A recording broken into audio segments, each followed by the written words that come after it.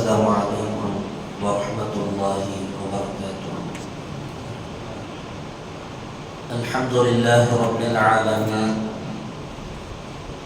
والعاقبة للمتقين، الصلاة والسلام على أشرف المرسلين وعلى آله وصحبه أجمعين، أما بعد. فقد قال الله تعالى في كلامه الكريم والفرقان المجيد: أعوذ بالله من الشيطان الرجيم، بسم الله الرحمن الرحيم. إن الله لا يغفر أن يشرك به ويغفر ما دون ذلك لمن يشاء. صدق الله العلي العظيم. وقال نبينا وحبيبنا وسيدنا وقرة أعيننا وثمرة فؤادنا محمد رسول الله صلى الله عليه وسلم: فإن دماءكم وأموالكم وأعراضكم عليكم حرام. صدق النبي صلى الله عليه وسلم. எல்லா புகழும் புகழ்ச்சியும் ஏக இறைவனாகிய அல்லாஹ் ஒருவனுக்கே உரித்தாகும். அவனின் சாந்தியும் சமாதானமும் ஈருலக வேந்தர் முஹம்மது ரசூலுல்லாஹ் ஸல்லல்லாஹு அலைஹி வஸல்லம் அவர்களின் மீதும் அவர்களின் அடிச்சுவடை அப்படியே அடிபரலாமல் பின்பற்றிய உத்தம சத்திய சஹாபாக்கள், தாபிஈன்கள், தபஉத் தாபிஈன்கள், நாதாக்கள், சுஹதாக்கள், அவுலியாக்கள், நம் பெற்றோர்கள், உஸ்தாதுமார்கள், மனைவி மக்கள், இங்கே அமர்ந்திருப்பவர்கள், இன்னும் வர இருப்பவர்கள், நம் ஊர்வாசிகள், அயல்வாசிகள், உலக முஸ்லிம்கள் அனைவர்களின் மீதும் என்றென்றும் குறைவின்றி நிறைவாக நின்று நிலவட்டுமாக. புனிதமான இந்த நாளில், அவனுக்கு பிடித்தமான இந்த இடத்தில் அல்லாஹ் நம்மை ஒன்று கூட்டியதை போல நாளை ஜன்னத்துல் ஃபிர்தௌஸ் என்னும் உயர்தரமான சுவனத்தில் ஹபீப் முஹம்மது ரசூலுல்லாஹ் ஸல்லல்லாஹு அலைஹி வஸல்லம் அவர்களோடு நம்மையும் நம்மை சார்ந்த அத்துணை பேர்களையும் ஒன்று கூட்டல் புரிவானாக. நோய்கள் அனைத்தையும் ஷிஃபாவாக்கி தந்தல் புரிவானாக. அருமையான சகோதரர்களே, இஸ்லாம் ஒரு இறை மார்க்கம். அந்த இறை மார்க்கத்தின் அச்சாணியாக ஏகத்துவத்தை அல்லாஹ் அடிப்படையாக வைத்திருக்கிறான். வணக்க வழிபாடுகள் மட்டுமல்ல, சமூக ஒழுக்கங்களையும் நற்பண்புகளையும் ஒருங்கை பெற்ற இல்லை அங்கிருந்துதான் உருவாகிற ஒரு மார்க்கம் இஸ்லாம். இஸ்லாம் எந்த நற்பண்புகளையும் விட்டு விடாமல் ஒரு மனிதனுக்கு என்னவெல்லாம் இந்த உலகத்தில் அவன் சிறந்தவனாக வாழ்வதற்கு வழிகாட்டுதலாக எதுவெல்லாம் தேவைப்படுமோ, எதுவெல்லாம் இருக்குமோ, அதையெல்லாம் இஸ்லாம் காட்டித்தான் நமக்கு இதுவரையிலையும் நம்முடைய வாழ்க்கைக்கு வெளிச்சம் தருகிறது. எல்லா மதங்களிலும் சொல்லப்படுகிற எல்லா நன்மையான விஷயங்களையும் இஸ்லாம் நமக்கு மிக தெளிவாகவே சொல்லித் தருகிறது. இஸ்லாம் என்று நாம் கூகுளில் சர்ச் செய்தால், கூகுள் மாமாவிடம் நாம் தேடி பார்த்தால், அந்த கூகுள் மாமா நமக்கு சொல்லுவார்: அல் இஸ்லாமு ஹுவ இஸ்திஸ்லாமு லில்லாஹி வல் ஹுபூஉ லஹு பிஃஇலி அவாமிரிஹி வ தர்கி நவாஹி. இஸ்லாத்தை பற்றி கூகுள் விளங்கிய அளவுக்கு கூட நாம் விளங்கவில்லை என்று தான் சொல்ல வேண்டும். கூகுள் சொல்லுகிறது, இஸ்லாம் என்று சொன்னால் அல்லாஹ்வுக்கு முழுமையாக கட்டுப்படுவது. வல் ஹுபூஉ லஹு பிஃஇலி அவாமிரிஹி, அவன் எதை ஏவினானோ அதை செய்தும், எதை அவன் தடுத்தானோ அதை விலக்கியும் வாழ்வதுதான் இஸ்லாம் என்று நமக்கு சொல்லும். ஹுவ அல் இஸ்லாம், அதுதான் இஸ்லாம். இஸ்லாம் நமக்கு போதிப்பதெல்லாம் வெறுக்கப்பட்ட விஷயங்கள் எதுவெல்லாம் இருக்கிறதோ அதையெல்லாம் தவிர்த்து வாழ வேண்டும். இறைவன் எதையெல்லாம் நீங்கள் எடுத்து வாழுங்கள் என்று சொன்னானோ அதையெல்லாம் எடுத்து வாழ வேண்டும். அருமையான சகோதரர்களே, இஸ்லாத்தை பற்றி பெருமானார் ஸல்லல்லாஹு அலைஹி வஸல்லம் அவர்களுடைய காலகட்டத்தில், நபி அவர்கள் வாழ்ந்த காலத்தில் எத்தனையோ வியாபாரிகள், எத்தனையோ கிராமவாசிகள், எத்தனையோ செல்வந்தர்கள், எத்தனையோ அரண்மனையில் தங்களுடைய ஆட்சிகளை அமைத்துக் கொண்டிருந்த மன்னர்கள், எத்தனையோ விற்பன்னர்கள் என்று துவங்கி அத்தனை பேர்களும் பெருமானார் ஸல்லல்லாஹு அலைஹி வஸல்லம் அவர்களுடைய கரம் பிடித்து இஸ்லாத்தில் தங்களையும் ஒரு உறுப்பினர்களாக சேர்த்தார்கள் என்றால், பெருமானார் அவர்களுடைய வாழ்க்கை வரும் பேச்சாக மட்டும் இல்லாமல் அதை அப்படியே வாழ்க்கையில் எடுத்து காமித்தார்கள். எனவே பெருமானார் அவர்களை நோக்கி மன்னர்களும் செல்வந்தர்களும் அடிமைகளும் அரசர்களும் எல்லாம் படையெடுத்து வந்து இஸ்லாத்தை ஏற்றுக்கொண்டார்கள். மதீனா நகரத்தினுடைய வாழ்க்கையில் ஸல்லல்லாஹு அலைஹி வஸல்லம் அவர்களுடைய கரம் பிடித்து இஸ்லாத்தை ஏற்றுக்கொண்டவர்கள் எல்லாம் பெருமானார் அவர்களுடைய கூடாரத்தில் ஒதுங்கவில்லை. தெருக்களில் கூட நாயகத்தினுடைய கரம் பிடித்து இஸ்லாத்தை ஏற்றுக்கொண்ட எத்தனையோ மக்களை வரலாற்றில் நாம் பார்க்க முடியும். தெரு ஓரங்களில் நாயகத்தினுடைய செயல்பாடுகளை பார்த்தவர்கள் அப்படியே இஸ்லாத்தை ஏற்றுக்கொண்டார்கள். சந்தைகளில் நாயகத்தினுடைய நடைமுறையை பார்த்தவர்கள் இஸ்லாத்தை ஏற்றுக்கொண்டார்கள். பெருமானார் அவருடைய பயணத்தில் நாயகத்தினுடைய அணுகுமுறையை பார்த்த எத்தனையோ கிராமவாசிகள் பெருமானார் அவருடைய கரம் பிடித்து இஸ்லாத்தை ஏற்றுக்கொண்டார்கள் என்கிற வரலாற்று துணுக்குகளை எல்லாம் பார்க்கிற நாம் அதிலிருந்து பெறுகிற பாடம் என்ன தெரியுமா? இஸ்லாம் என்று சொன்னால் வெறுமனை வாயளவில் பேசுவதல்ல, முடிந்த அளவிற்கு எதையெல்லாம் எடுத்து வாழ சொன்னதோ அதையெல்லாம் எடுத்து வாழ வேண்டும், எதையெல்லாம் தவிர்த்து வாழ சொன்னதோ அதையெல்லாம் தவிர்த்து வாழ வேண்டும். அப்படி வாழுகிற பொழுது நம்மை சார்ந்து வாழுகிற பிரபலத்தை சார்ந்த சகோதரர்களுக்கு கூட அவர்கள் இஸ்லாத்தை ஏற்றுக்கொள்ளாவிட்டாலும் இஸ்லாமை பற்றிய ஒரு நல்ல சிந்தனை அவர்களுக்கு ஏற்படும். ஸல்லல்லாஹு அலைஹி வஸல்லம் மதீனா நகரத்தினுடைய சந்தையில் இஸ்லாத்தினுடைய போதனையை எடுத்து பேசுகிற பொழுது, குர்ஆனை விரித்து அதில் இருக்கிற ஆயத்துகளை விளம்பிக் கொண்டிருக்கிற பொழுது, சில வாலிபர்கள் அங்கே கூடியிருந்தவர்கள் நாயகத்தை கிண்டல் செய்ய ஆரம்பித்தார்கள், தொந்தரவு செய்ய ஆரம்பித்தார்கள். அப்படியே பெருமானார் அவர்கள் எதையுமே பேசாமல் அமைதியாக இருந்தார்கள்.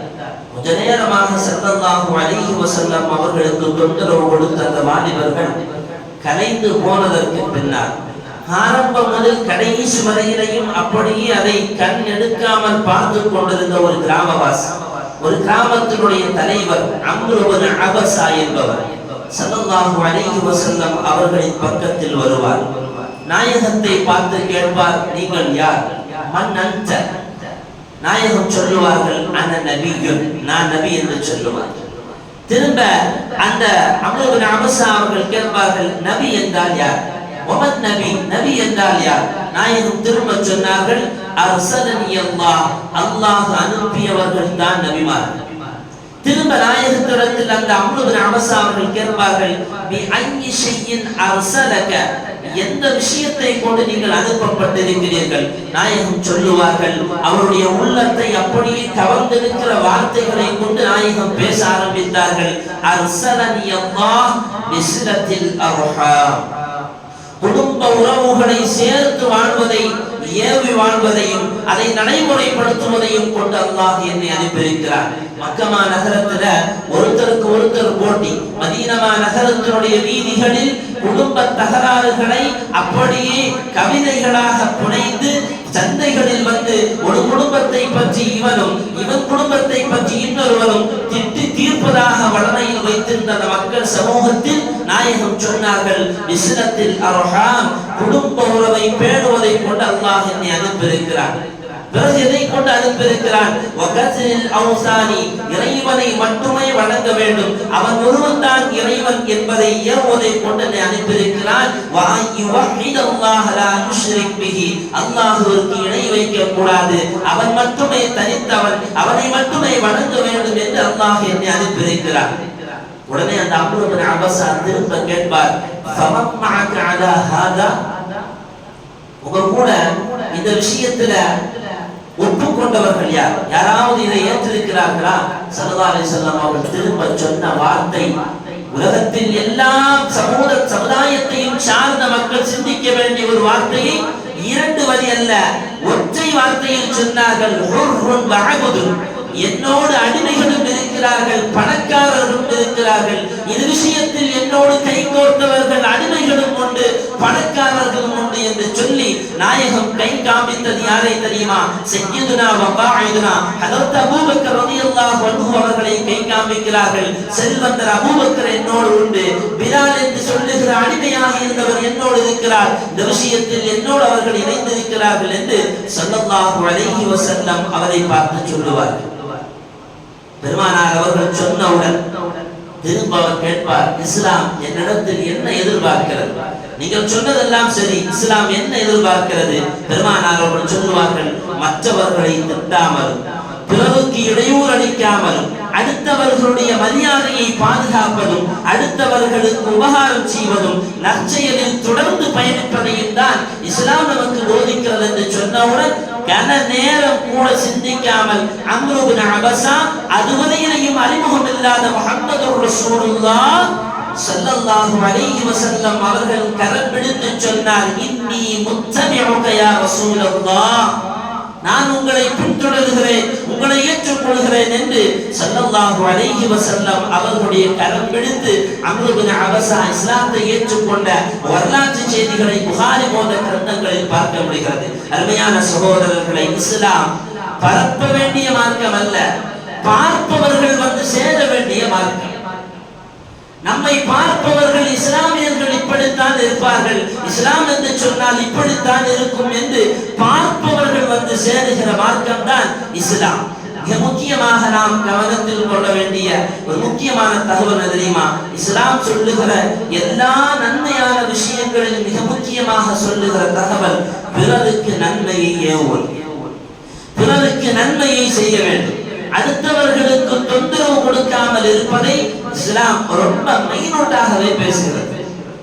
இஸ்லாமிய வரலாற்றில் அதாவது அபூபக்கர் ரலியல்லாஹு அன்ஹு அவர்களுடைய ஆட்சி ரொம்ப புண்ணியமான புனிதமான ஆட்சியாக இருந்ததை பார்க்க முடியும். அபூபக்கர் ரலியல்லாஹு அன்ஹு ஆட்சி காலத்துல கடுமையான பஞ்சம் ஏற்படுது மதீனா நகரத்தில். மக்கள் எல்லாம் வந்து நிற்கிறார்கள், அபூபக்கர் அவர்களே, கலீஃபா அவர்களே, கடுமையான பஞ்சமா இருக்குது. இந்த கலீஃபாக்கள் அமீருல் முஃமினீன் சொல்லுவோம், அப்படிதானே? அமீருல் முஃமினீங்கிற பேர் எப்ப வந்தது அப்படின்னா உமர் ரலியல்லாஹு அன்ஹுடைய ஆட்சி காலத்துல அமீருல் முஃமினீன் வந்தது. ஏன்னா அபூபக்கர் ரலியல்லாஹு அன்ஹு அவர்கள் அதுவரையிலே மக்கள் கலீஃபான்னு சொல்லிட்டு இருந்தாங்க.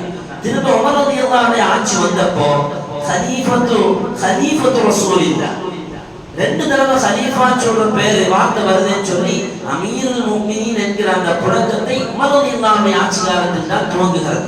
பெரிய கலீஃபா அபூபக்கர் ரலியல்லாஹு அன்ஹு அவர்களிடத்தில் மக்கள் சொன்னார்கள், கலீஃபா அவர்களே, கடுமையான பஞ்சமா இருக்கு. அபூபக்கர் ரலியல்லாஹு அன்ஹு சொல்லுவார்கள், ஒன்றும் பயப்படாதீங்க, நமக்கான தேவையான உணவுகள்லாம் நமக்கு வந்து சேரும். மதீனா ஒரு மைய பகுதி, வியாபார வணிகத்தினுடைய மைய பகுதி. யமன்ல இருந்து கிளம்பக்கூடியவங்க சிரியாவுக்கு போகணும்னா மதீனா நகரத்துக்கு வந்து தான் போக வேண்டும்.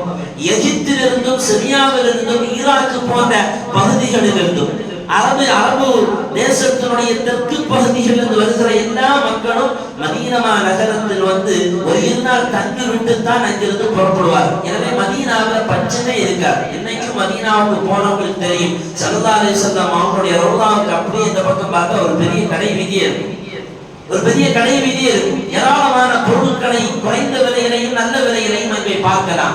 அன்னைக்கு மதீனா நகரத்துல அப்படி ஒரு வியாபார ஸ்தலமாக இருந்த மதீனா நகரம் திடீர்னு பஞ்சத்திற்கு ஆளாகும். கடுமையான பஞ்சம் வந்து அமீருல் முஃமினீன் கலீஃபா அபூபக்கர் ரலியல்லாஹு அன்ஹு அவரிடத்தில் வந்து சொல்லுவார்கள். அபூபக்கர் ரலியல்லாஹு சொல்லுவார்கள், போங்க, உங்களுக்கான பஞ்சம் தீரும், அல்லாஹ் அதற்கான வேறு வழிகளை தருவான். மக்கள் எல்லாம் கலைஞ்சு போயிட்டாங்க. திடீர்னு பார்த்தா மறுநாள் காலையில 1000 ஒட்டகங்களை கொண்டு வியாபார சரக்குகளோடு மக்களுக்கு தேவையான காரியங்களோடு ஒரு பெரும் படையை வந்து மதீனா நகரத்தினுடைய மையப்பகுதியில் இருக்கிறது.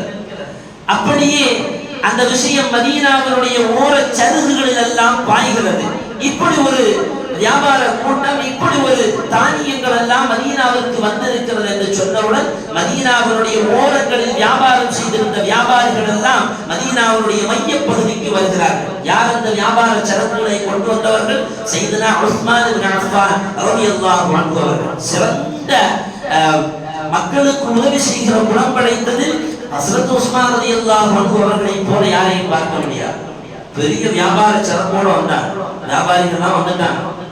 உஸ்மான் ரலியல்லாஹு அன்ஹு அவர்கள் வந்து பேரம் பேசுறாரு, இந்த பொருட்களை எங்கிருந்து கொண்டு வர்றீங்க?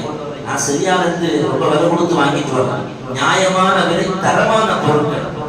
பேச ஆரம்பித்தார்கள் வியாபாரிகள், இந்த சரக்குன்னா எங்கிட்ட கொடுங்க, எங்கிட்ட வித்துருங்க, நாங்க உங்களுக்கு பணம் கொடுக்கிறோம். உஸ்மான் ரலியல்லாஹு கேட்பார்கள், எவ்வளவு கொடுப்பீங்க? நீங்க வாங்குறதுல இருந்து 20% உங்களுக்கு நாங்க அதிகமா கொடுக்கிறோம். உஸ்மான் ரலியல்லாஹு சொன்னா அதெல்லாம் முடியாது, போதாது, நான் தரமான பொருளை கொடுத்துருங்க, நீ தரம் இல்லாம பேசிட்டு இருக்கிற. திரும்ப சொல்றார்கள் இந்த வியாபாரிகள், அப்படின்னா சரி 40% நாங்க அதிகமா கொடுக்கிறோம். அதெல்லாம் முடியாது. வியாபாரிகள் எல்லாம் உடனே ஒண்ணு கூடி ரொம்ப சும்சும் பேசுவாங்களே, இன்னும் இந்த கட்சிகள்ல போட்டு பேசுற மாதிரி உட்கார்ந்து சும்சும் பேசினாங்க.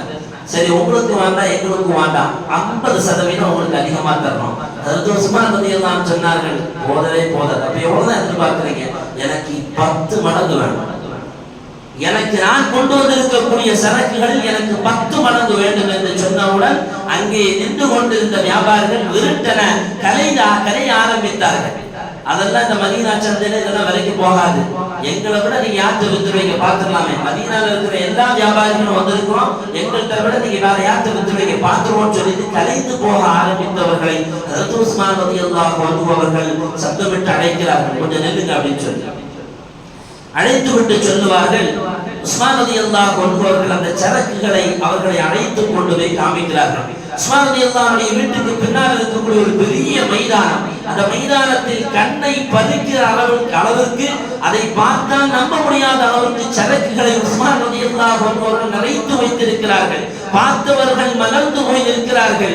அத்தனை சரக்குகளை வைத்தவர்கள் உஸ்மான் ரலியல்லாஹு அன்ஹு அவர்கள் சொல்லுவார்கள், இதனுடைய கூலியை நான் என் ரப்பிடத்தில் எதிர்பார்க்கிறேன். இங்கே இதற்கான விலை பேசுவதற்கு யாரும் வர வேண்டாம், யாருக்கும் விற்பதற்கும் நான் தயாரில்லை.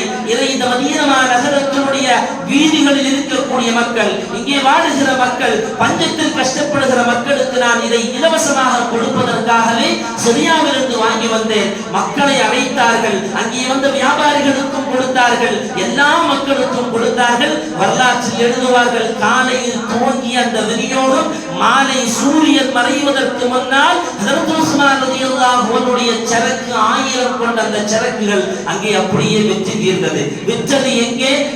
அல்லாஹ் ரப்பல் ஆலமீன் அவருடைய சன்னிதானத்தில் அவர்கள் விற்றார்கள். எதிர்பார்த்தது என்ன?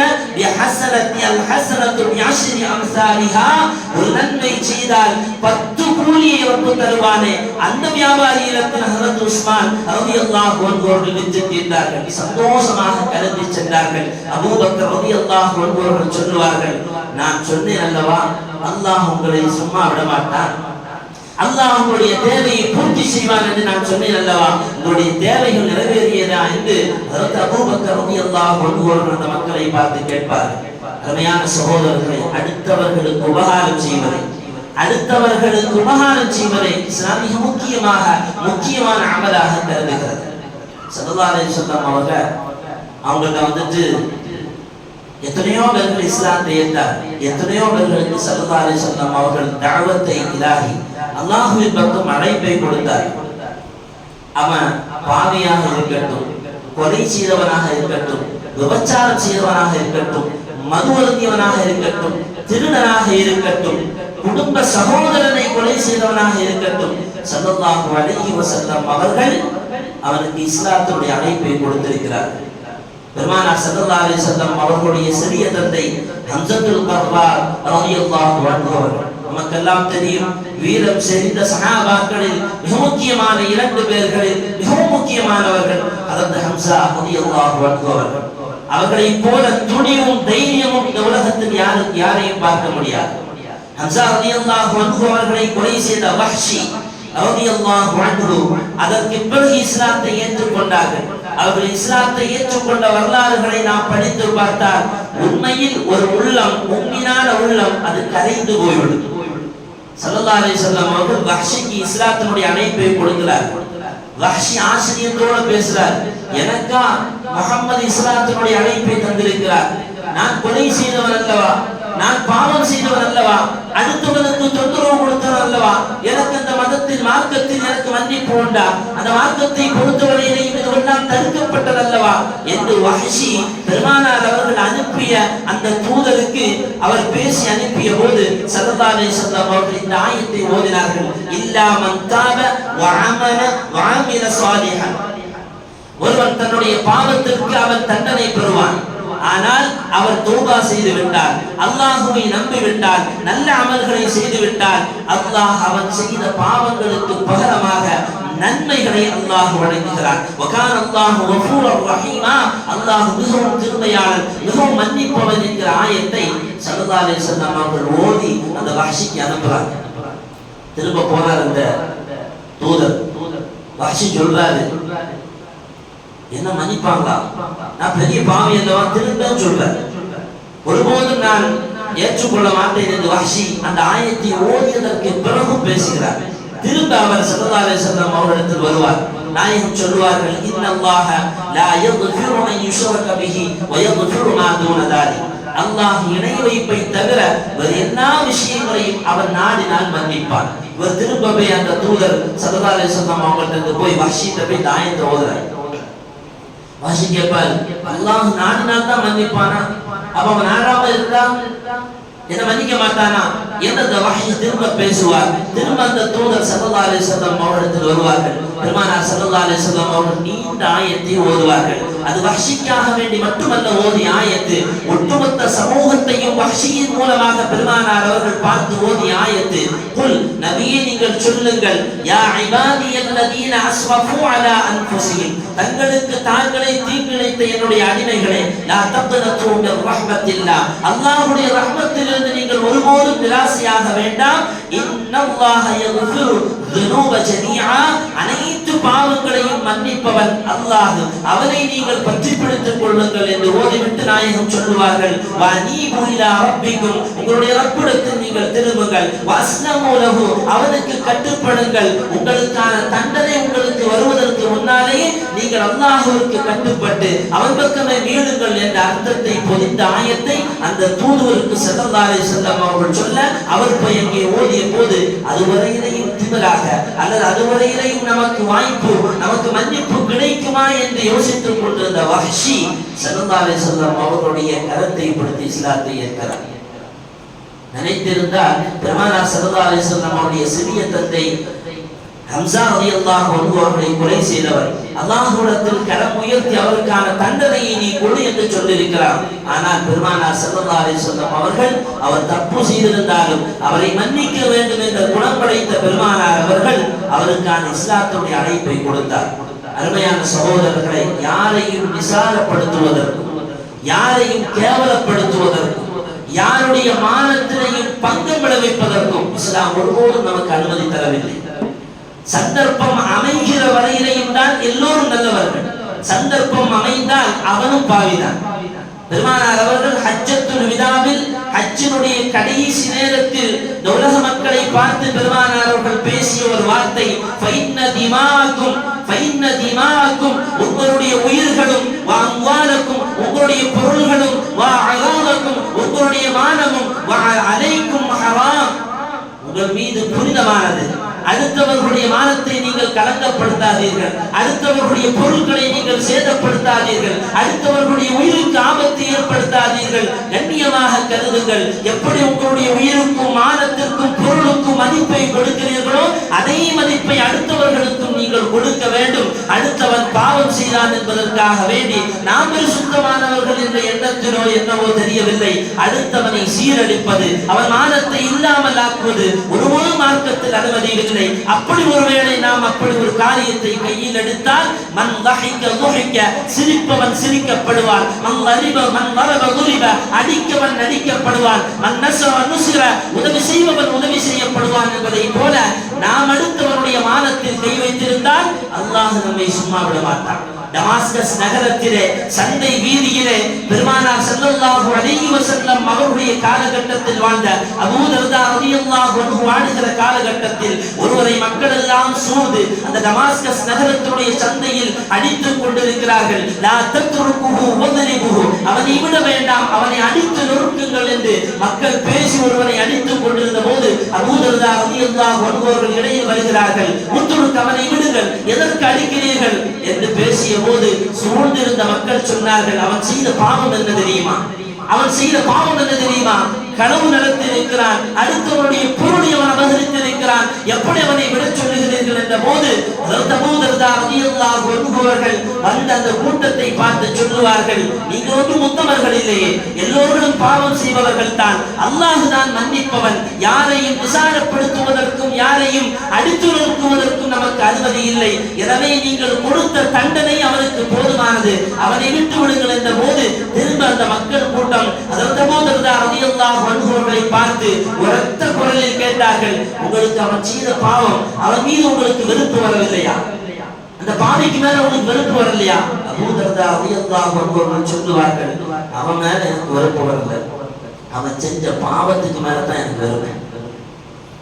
ஒருத்தன் ஒரு பாவம் செஞ்சா அவனை எந்த அளவுக்கு கேவலப்படுத்த முடியுமோ அப்படி எல்லாம் கேவலப்படுத்த. இன்னைக்கு அதுக்கு பத்தாக்குறையா இன்னைக்கு பேஸ்புக்னு ஒண்ணு இருக்கு, வாட்ஸ்அப்னு ஒண்ணு இருக்கு. அருமையான சகோதரர்களே, இஸ்லாம் மாயிஸ் ரலியல்லாஹு அன்ஹு என்கிற ஒரு சஹாபி விபச்சாரம் செய்துவிட்டு நாயகத்தினுடைய சபைக்கு வந்து சொல்லுவார், யா ரசூலல்லாஹ், நான் விபச்சாரம் செய்து விட்டேன். பெருமானார் ஸல்லல்லாஹு அலைஹி வஸல்லம் அவர்கள், உங்களுக்கு ஏதாவது நினைவோட தான் பேசுறீங்களா, போங்க அப்படிமா. மாயிஸ் ரலியல்லாஹு அன்ஹு போய் விடுவார். திரும்ப வருகிறார், யா ரசூலல்லாஹ், நான் விபச்சாரம் செஞ்சிட்டேன். ஸல்லல்லாஹு அலைஹி வஸல்லம் கூடி இந்த சஹாபாக்களை பார்த்து கேட்பார்கள், மாயிஸுக்கு ஏதாவது ஆயிடுச்சா, ஏன் அப்படி பேசுறாரு, அவர் கூட்டு போங்க அப்படிமா. அந்த சஹாபி போய்வார், திரும்ப வருவார், யா ரசூலல்லாஹ், நான் விபச்சாரம் செய்து விட்டேன். பல முறை பெருமானார் அவர்கள் அந்த நபரை அனுப்பியதற்கு பிறகு அவர் திரும்ப திரும்ப வந்து சொன்ன போது ஸல்லல்லாஹு அலைஹி வஸல்லம் அவர்களுக்கான தண்டனையை கொடுத்தார். எப்படி நடந்தது தெரியுமா? கல்லறி கொடுத்தார்கள்.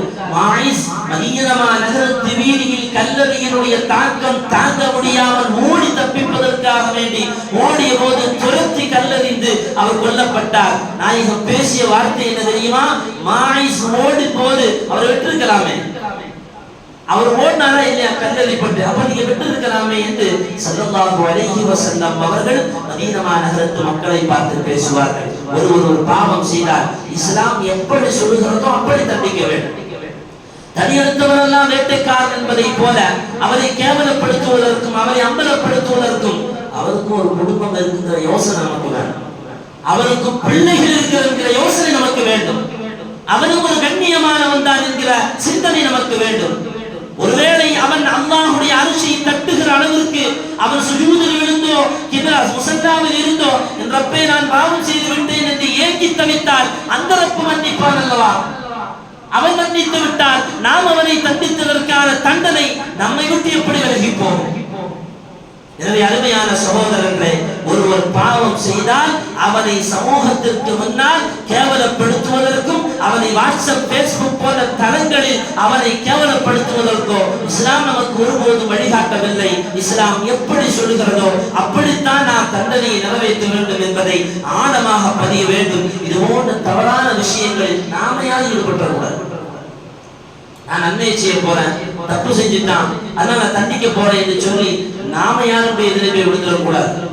முறையான முறையில் எப்படி ஒருவர் தண்டனை கொடுக்கப்பட வேண்டுமோ அப்படியான ஒரு முறைக்கு நாம் காரணமாக இருக்க வேண்டுமே தவிர அதற்கு மாற்றமான வழிகளில் நாமும் துணை போய் விடக்கூடாது. அல்லாஹ் நம்மை பாதுகாத்தல் புரிவானாக. எல்லா பாவமான காரியங்களிலிருந்தும் அல்லாஹ் நம்மை மன்னிப்பானாக. அப்படின்னா நீங்க திரும்ப கேட்கிற, அவன் பாவம் செஞ்சா அவன் ஒண்ணு செய்யக்கூடாதா? அவன் பாவம் செஞ்சா அவன் பாவம் செய்தால் அவனுக்கான தண்டனை கொடுக்க வேண்டும். அதற்கு எந்த முறை உண்டு? அதற்கென இஸ்லாம் வகுத்தெடுத்திருக்கக்கூடிய முறை உண்டு. அவனை கொண்டு போய் உட்கார வச்சு ஒரு மூலையில உட்கார வச்சு அடிக்கிறது, அவன் கடைசியில இருந்தும் பிரயோஜனம் இல்லாத மாதிரியான ஒரு வாழ்க்கையை அவனுக்கு அடிச்சவனை இல்லாமாக்கி அல்லாஹ் பாதுகாக்க வேண்டும். நான் ஆரம்பத்தில் சொன்னதை போல சிரிப்பவன் சிரிக்கப்படுவான், மன் ضرب ضرب, அடிப்பவன் அடிக்கப்படுவான். வாலிமன், அவன் அநியாயமாக அடித்திருந்தால் அடிக்கப்படுவான். நியாயமில்லாமல் கை வைத்திருந்தால் கை வைக்கப்படுவான். ஒருவேளை நாம் நல்லதாக வாழ்ந்து விடலாம், நம்முடைய பிள்ளைகளுடைய வாழ்க்கை கேள்விக்குறியாகும். எனவே எங்கேயும் பேசுவதாக இருந்தாலும் சரிதான், எங்கேயும் எந்த காரியங்களையும் செய்வதாக இருந்தாலும் சரிதான், ரப்பை பயந்து இஸ்லாம் சொல்லுகிற வழியில் நம்முடைய சொற்களையும் செயல்களையும் அமைத்தால் இந்த உலகத்திலும் நாளை மறுமை உலகிலும் அல்லாஹ்விற்கு பொருத்தமானவர்களாக நாம் மாறுவதற்கு மிகப்பெரிய வாய்ப்பை நாம் பெற்றுக் கொள்வோம். எல்லாம் அல்லாஹ் சுப்ஹானஹு வ தஆலா அவன் பொருத்தத்தை பெற்ற நன்மக்களின் கூட்டத்தில் அல்லாஹ் நம்மை சேர்த்தல் புரிவானாக. எல்லா பாவமான காரியங்களிலும் அல்லாஹ் நம்மை பாதுகாத்தல் புரிவானாக. வாஹிர் தஅவானா